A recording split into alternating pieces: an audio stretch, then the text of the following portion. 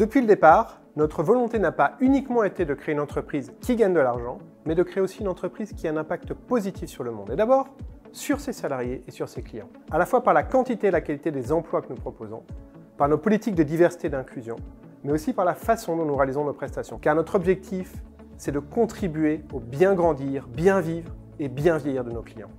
C'est pour cela que nous avons aussi choisi de nous appeler WeCare, car nous portons attention à nos collaborateurs, à nos clients et à leur environnement. Et sans le savoir, nous faisions déjà de la RSE avant que ce terme n'apparaisse. Aujourd'hui, nous structurons nos actions en la matière pour les mesurer et pouvoir aller encore plus loin.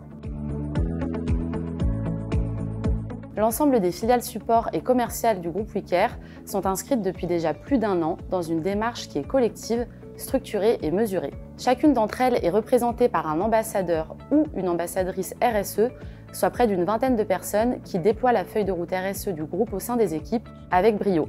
10 enjeux ont été identifiés afin de réduire nos impacts négatifs sur l'environnement et d'augmenter nos impacts positifs sur la société avec un grand S. Avoir une politique inclusive et non discriminante, s'impliquer sur son territoire, sensibiliser clients et collaborateurs aux enjeux climatiques ou encore favoriser la mise en place d'une politique de numérique responsable sont des sujets qui sont prioritaires pour le groupe WeCare et ses entreprises.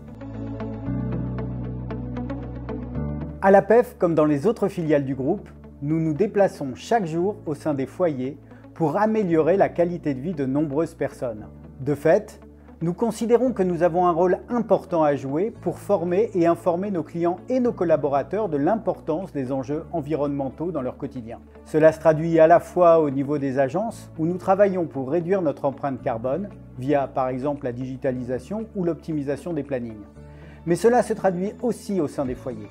Nous avons mis en place des formations et des fiches conseils à destination des clients et des salariés pour les éduquer aux bonnes pratiques et aux produits écologiques à utiliser pour protéger leur famille et nos intervenants.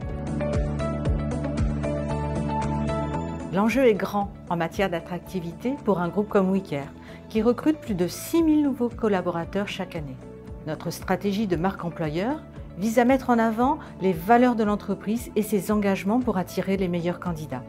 L'inclusion et la diversité sont 2 sujets que nous avons choisi de placer au cœur de notre engagement cette année. Notre objectif en la matière est très ambitieux.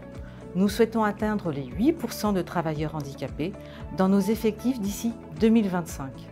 Pour cela, nous avons choisi cette année d'être accompagnés par la GEFIP pour réaliser un diagnostic qui nous permettra d'affiner notre stratégie en la matière.